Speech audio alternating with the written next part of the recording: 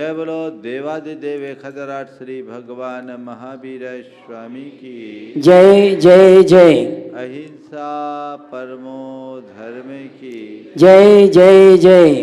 परम पूज आचार्य गुरुवर श्री विद्यासागर जी महाराज की जय जय जय। आचार्य श्री समय सागर जी महाराज की, मुनि श्री 160 प्रमाण सागर जी महाराज की, मुनि श्री 160 संधान सागर जी महाराज की, पंचकर्म प्रतिष्ठा महामहोत्सव की। नमोस्तु गुरुवर, नमोस्तु नमोस्तु। हमारा जीवन सपाट मैदान की तरह नहीं,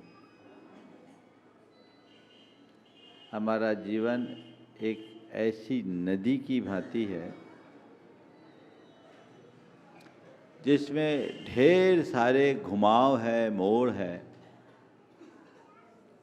और जिसे दुर्गम घाटियों को भेदते हुए आगे जाना पड़ता है। लेकिन हमने नदी के संदर्भ में अच्छे से देखा है, नदी रास्ते की बाधाओं को भेदती है, आगे बढ़ती है, और जो जो आगे बढ़ती है त्यों त्यों उसका स्वरूप भी बढ़ता जाता है। गंगोत्री में देखें तो गंगा की एक छोटी सी धार दिखती है, लेकिन गंगा सागर में जाते हैं तो वो विशाल सागर का रूप ले लेती है।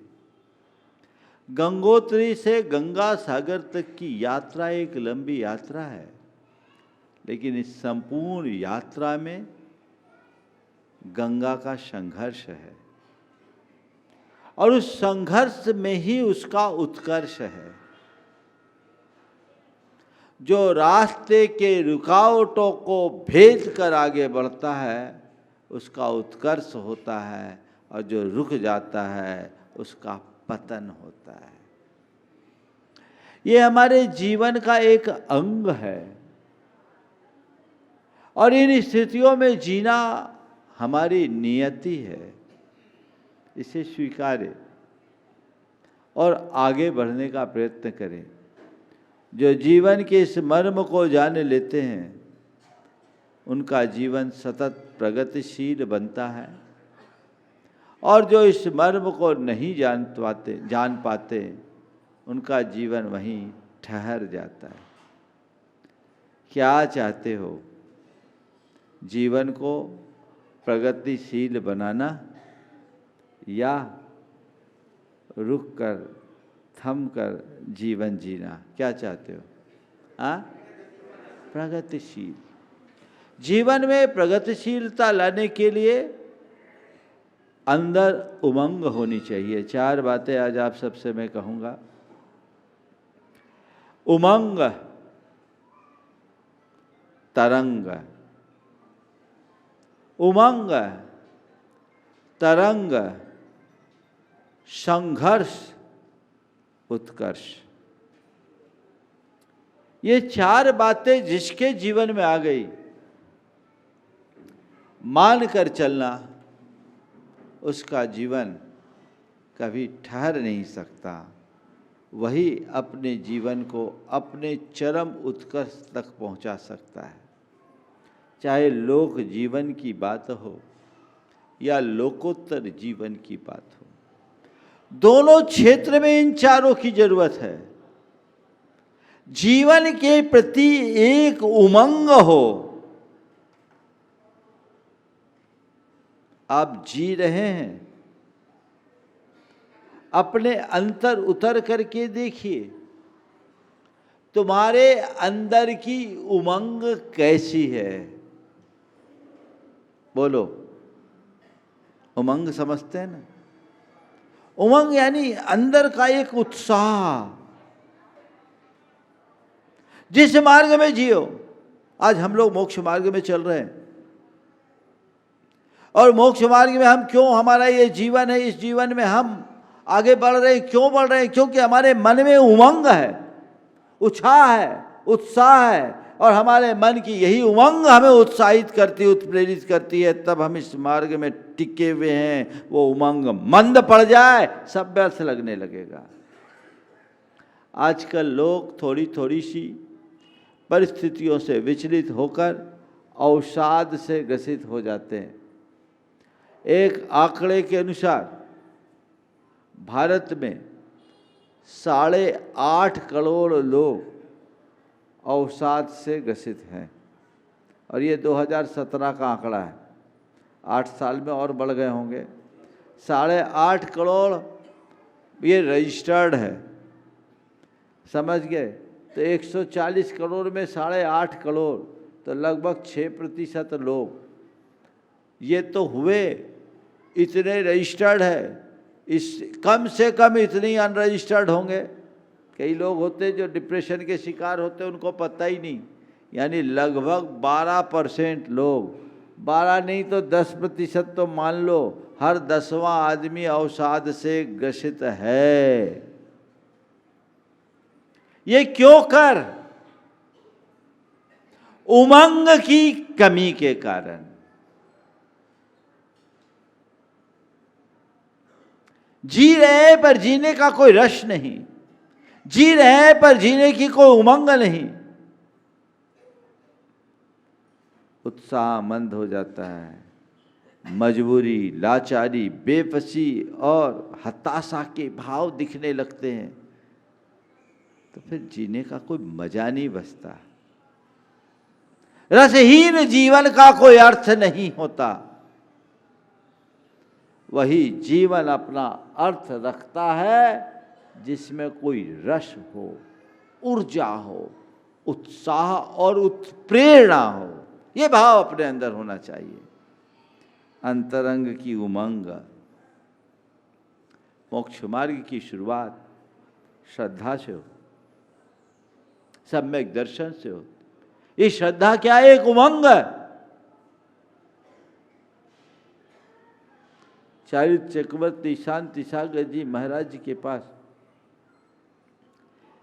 एक जिज्ञासु ने पूछा कि महाराज जी, पंचम काल में मोक्ष होता है? बोला नहीं होता। तो आप मुनि काय को बने? मुनि काय को बने? महाराज जी जहां बैठे थे सामने एक आम का पेड़ था।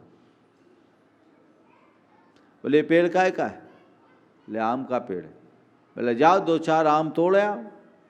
बोले महाराज आम तो जेठ वैशाख में आता है, वैशाख जेठ में आएगा, अभी भादों के महीने में आम कहाँ से आएगा? बोले उसमें आम नहीं लगा तो उसे आम का पेड़ क्यों कह रहे हो? बोले महाराज लगा नहीं है, लगेगा इसलिए उसको आम का पेड़ कह रहे हैं। तो महाराज ने कहा यही तो मैं तुझसे कह रहा हूँ, इस मोक्ष शरीर से वर्तमान में मोक्ष भले नहीं मिले, पर जब मोक्ष मिलेगा तो इसी से मिलेगा, इसलिए मैंने मुनि मुद्रा धारण की। मिलेगा जब इसका सीजन आएगा। आम के सीजन में आम लगेगा तो मोक्ष के सीजन में मोक्ष लगेगा। लेकिन ये बात तय है, आम जब भी फलेगा तो आम के पेड़ में ही फलेगा। मोक्ष जब भी मिलेगा तो इसी मुनि अवस्था में मिलेगा और कोई में नहीं मिलेगा। बस यही श्रद्धा हम लोगों के अंदर की उमंग को जागरूक करता है और यही उमंग हमें अपने मार्ग में टिकाती है। नहीं तो एक बार किसी ने मुझसे पूछा, महाराज आप लोग बोर नहीं होते? बोले क्या मतलब? बोले महाराज जी हम लोग रोज एक सा ही काम करते। वो एक महिला थी, रोज खाना बनाना, घर गृहस्थी का काम करना, रोज दुनियादारी की बातें, हम लोग तो ऊब जाते हैं। हमने कहा जो खुद में डूबा रहता है वो कभी ऊबता नहीं। महाराज जी क्या मतलब? बोले देखो तुम्हारे रोज के खाने में, रोज के गृहस्थी में एक ही अनुभव है, पर हमारी रोज की सामायिक में रोज नया अनुभव होता है, इसलिए उत्साह बना रहता है। अंदर का श्रद्धान मजबूत बनाइए, उमंग को कभी भी मंद मत पड़ने दीजिए। आप चाहे दुनियादारी का व्यापार धंधे का काम कर रहे हो, परिवार चलाने का काम कर रहे हो, अंदर उमंग नहीं हो तो कुछ भी मजा नहीं। कल्याण के मार्ग में भी चलो, बिना उमंग के कोई मजा नहीं। अभी तुम लोग सब बड़े बड़े पात्र बन गए हो, बोनियां लगा ली, अब बताओ बिना उमंग के काम होगा? लेकिन मैं ये मानता हूँ उमंग नहीं होती तो बोल ही नहीं देते आप, है ना। जिनकी उमंग थी, और आप लोगों की उमंग तो बहुत अच्छी दिख रही है। अभी लोग कह रहे थे भोपाल वाले, महाराज छोटी समाज है पर काम बड़ा है। हम बोले अभी काम तो शुरू नहीं हुआ है, अभी काम शुरू नहीं हुआ, लेकिन हाँ निश्चित ये दिखना चाहिए और दिखेगा। ये प्रयास और पुरुषार्थ अपना होना चाहिए। तो जीवन को आगे बढ़ाने के लिए पहले उमंग, नदी में उमंग होती है आगे बढ़ने की, रुकती नहीं, बढ़ते जाती बढ़ते जाती बढ़ते जाती है। थमी भी दिखती, गंगा को जाके देखोगे तो ऐसा लगेगा ठहरी हुई है, पर जब उसमें पांव रखोगे तो पता लगेगा इसमें करंट कितनी है। तो उमंग आगे बढ़ने की प्रेरणा देती है, लेकिन उमंग से ही तरंग उत्पन्न होती है। तरंग यानी प्रवाह, प्रवाह मतलब नीचे की ओर बढ़ना। नदी कहाँ बढ़ती है? कहाँ बढ़ती है? नीचे की ओर बढ़ती है। तरंग आना यानी जीवन में नम्रता आना। विनम्रता से जीवन का प्रवाह आता है। अक्खड़पन तो हमें रोक देता है, अहंकार अवरोध है, और विनम्रता में गति। वो तरंग अंदर आए, विनम्र बनो, आगे बढ़ने का प्रयत्न करो, पर ये मान के चलो आगे वही बढ़ता है जो नम्र होता है।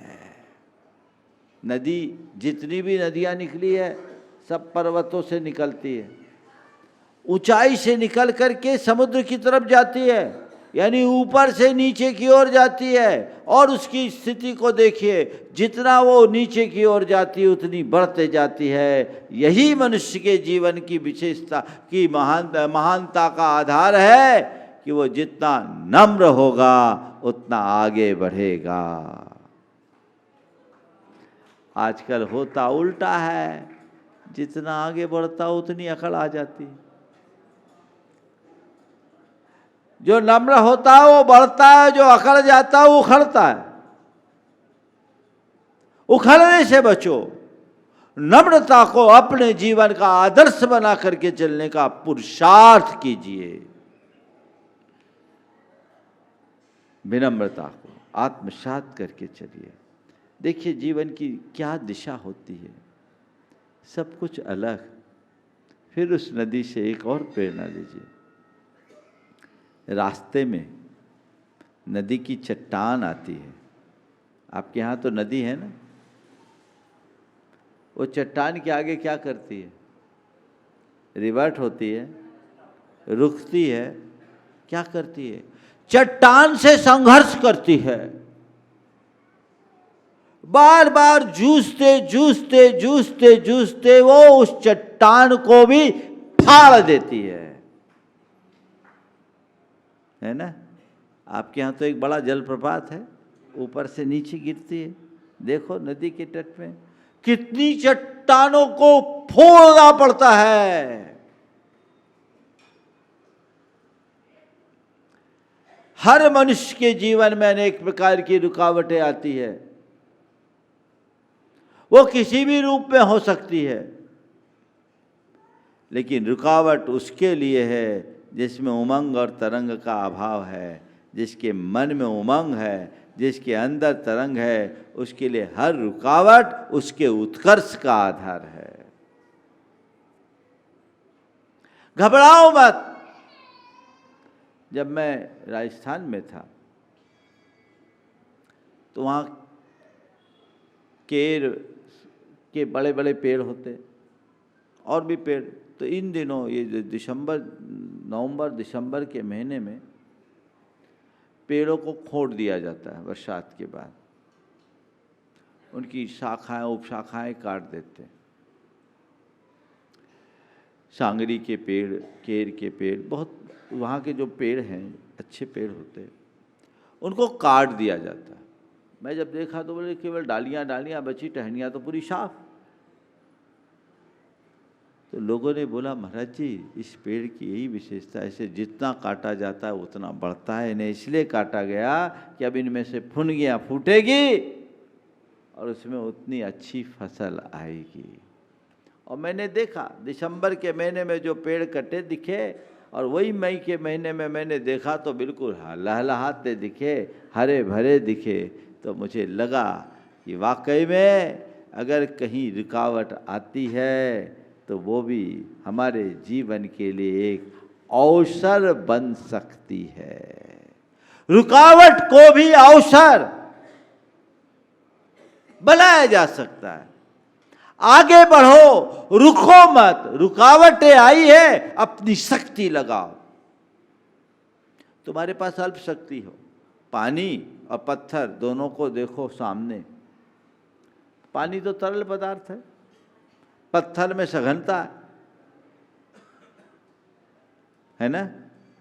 ऐसे देखा जाए तो पानी में कोई ताकत नहीं, लेकिन वही पानी लगातार एक ही जगह वार करते हुए, प्रहार करते करते उस चट्टान को भी फोड़ने में समर्थ हो जाता होता है। तुम्हारी सामर्थ्य अल्प हो, शक्ति अल्प हो, तो भी घबराने की जरूरत नहीं है। एक जगह पुरुषार्थ करते रहो, अपना प्रहार जारी रखो, रास्ता आपोआप मिलेगा। संघर्ष करो, संघर्ष में ही उत्कर्ष है। जितना संघर्ष करोगे उतना आगे बढ़ोगे। घबराओ मत, चाहे जैसी परिस्थितियां बन जाए, चुनौतियां आए, उनका सामना करो और आगे बढ़ो। उसके लिए क्या करना पड़ेगा? अपना आत्मविश्वास प्रगाढ़ रखो, सोच को सकारात्मक बनाओ, आशावादी दृष्टि रखो और मन में धैर्य धरो। प्रगाढ़ आत्मविश्वास, सकारात्मक सोच, आशावादी दृष्टि और धैर्य ऐसे तत्व हैं जो हमारे साधारण जीवन को भी असाधारण बना सकते हैं। आत्मविश्वास कभी मत खोना। चाहे जैसी भी परिस्थितियां आए, चुनौतियां आए, हम ठीक कर लेंगे, हम ठीक कर लेंगे। तुम्हारे अंदर का आत्मविश्वास डगमगाना नहीं चाहिए। मेरे संपर्क में एक व्यक्ति, जिनके सामने एक बार माने एक ऐसी परिस्थिति बनी जिससे बहुत बड़ा आघात हुआ, व्यापार में बड़ा भारी नुकसान हुआ, लेकिन वो व्यक्ति उसमें विचलित नहीं हुआ। घर भर के सारे लोग मायूस हो गए। नुकसान इतना बड़ा था कि समझ लो वो गड्ढे में घुस गया था, लेकिन उस घड़ी में भी उसका आत्मविश्वास प्रगाढ़ था। उसने कहा ठीक है, नुकसान हुआ, एक गलत निर्णय ने इतना बड़ा नुकसान कर दिया। निर्णय उसका ऐसा था कि क्षमता से बड़ा काम ले लिया, और कभी भी ओवर एस्टिमेट काम नहीं करना चाहिए। जो क्षमता से बढ़कर काम करते हैं वो उसी के बोझ में दब जाते हैं। थोड़ी ज़्यादा महत्वाकांक्षा जागी, उनने एक बड़ा काम लोगों के सब जबागों में आकर के कर लिया। गलत निर्णय था, नुकसान बड़ा हो गया, करोड़ों का मालिक, सब कुछ बर्बाद होने की स्थिति में आ गया। लेकिन उस घड़ी में भी वो आदमी विचलित नहीं हुआ, उसका आत्मविश्वास प्रगाढ़ था। उसने कहा मेरा धन गया है पर हुनर नहीं। मैंने अपने कैरियर की शुरुआत जब की थी तो मेरे पास कुछ भी नहीं था, मैं खाली हाथ आया था, और अपने हुनर के दम पर अगर इतना बड़ा एम्पायर खड़ा किया तो आज मैं फिर से नई गिनती शुरू करूँगा, फिर खड़ा कर लूँगा। जो हो गया सो हो जाने दो। मुझे उसकी परवाह नहीं है जो खो गया, मुझे उसका ध्यान रखना है जो मुझे पाना है। ये उसके वर्ड्स थे। खो गया उसकी अब मुझे कोई परवाह नहीं, मुझे उसका ध्यान रखना है जो मुझे पाना है। और उस आदमी ने उसी स्थिति में गुडविल भी थी, हुनर भी था, संघर्ष किया, सामना किया परिस्थितियों का, और अपने आत्मविश्वास के बल पर आगे बढ़ा। सबसे पहला काम उसने किया, जिनको देना था उन सबको बुलाया। बोला भैया देखो, मेरी स्थिति ऐसी हो गई, क्षमता से ज़्यादा काम कर दिया, नुकसान हो गया। मेरे पास जो मेरी प्रॉपर्टीज है आप उसको ले सकते हो। मैं कैसे भी अपना काम धाम करके फिर से अपने आप को खड़ा करने की कोशिश में मैं कर लूँगा और आपका पाई चुकाऊँगा। मेरा एक मकान है, उस मकान की कीमत 35 लाख रुपया थी, जो एक बचा हुआ मकान। बोले ये मकान आप ले लीजिए, मेरी मंडी में दुकान है, आप दुकान ले लीजिए, और जिसको जो लेना है कर लीजिए। लोग उस व्यक्ति को जानते थे, उसकी नेक नियति पर किसी को संदेह नहीं था। आप सुन कर के आश्चर्य करोगे, उस स्थिति में जिस व्यक्ति को उससे मोटी रकम लेनी थी, उसी व्यक्ति ने उससे कहा भैया तुम्हारा हम घर मकान नहीं बिकवाएंगे, तुम पर हमारा, और तुम तो एक काम करो, हमसे 20 लाख रुपया और लो और अपना धंधा चालू करो। उसने उस स्थिति में उसे 20 लाख रुपए दिए, उसने धंधा चालू किया। आप सुन कर के हर्षित होंगे, जिस आदमी के पास 2010 में ऐसी घटना बनी, 2016 में वही व्यक्ति मेरे पास अजमेर आया और गुनायतन का ट्रस्टी बन गया, अपने आत्मविश्वास के बल पर। और ट्रस्टी बना भी तो ऐसा नहीं कि बना और 10 साल में देंगे, 1 साल में पूरी रकम भी चुका दी। आत्मविश्वास कभी मत खो, सोच को सकारात्मक बनाओ, संघर्ष की प्रेरणा तब बनेगी।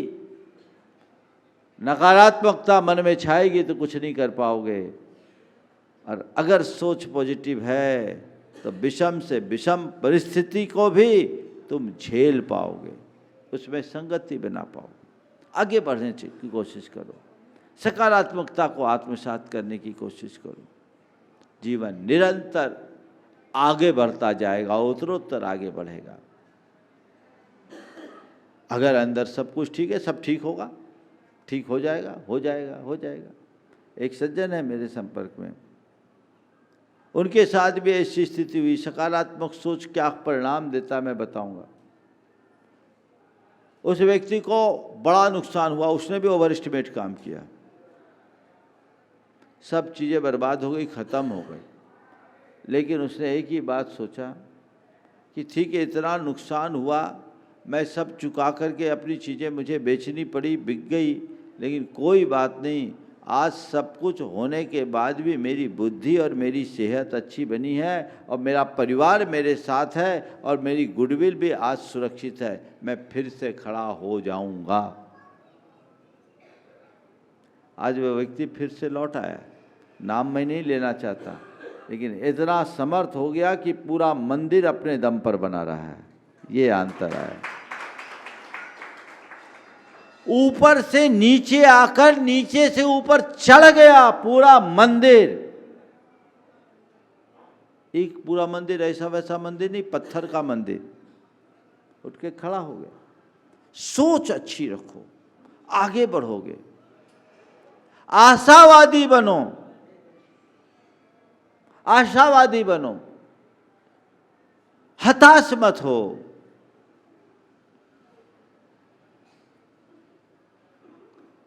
जयशंकर प्रसाद की पंक्तियां बड़ी अच्छी है।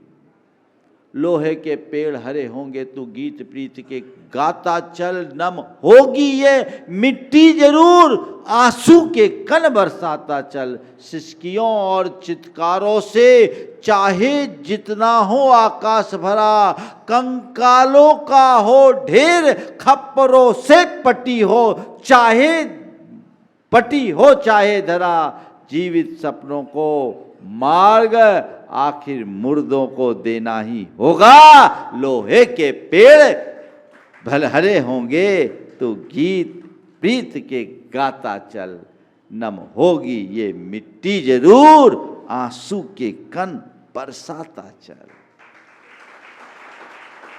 अपनी उमंग को मंद न पड़ने दे, अपने उत्साह को ठंडा ना होने दे, तब जीवन आगे बढ़ता है और संवरता है। और धीरज रखिए, धीरज में हर समस्या का समाधान है। कोई भी बात हो तुरंत अधीरता से काम न करे, धैर्य रखे। धीरज से हमारा विवेक जागरूक होता है, और जब हमारा विवेक जागरूक होता है तभी हमारी आत्मशक्तियाँ उद्घाटित होती है। उससे अपना काम करें। हर समस्या का समाधान उस धीरज में है। किसी ने एक विचारक से पूछा कि आप धीरज की इतनी महिमा बताते हो, क्या चलनी में पानी को रखा जा सकता है धीरज के बल पर? क्या धीरज के बल पर चलनी में पानी को रखा जा सकता है? उन्होंने जवाब दिया, हाँ, बशर्ते पानी के बर्फ बनने तक का आपके पास धैर्य हो। पानी के बर्फ बनने तक का आपके पास धैर्य हो तो पानी चलनी में टिक सकता है ना, है ना।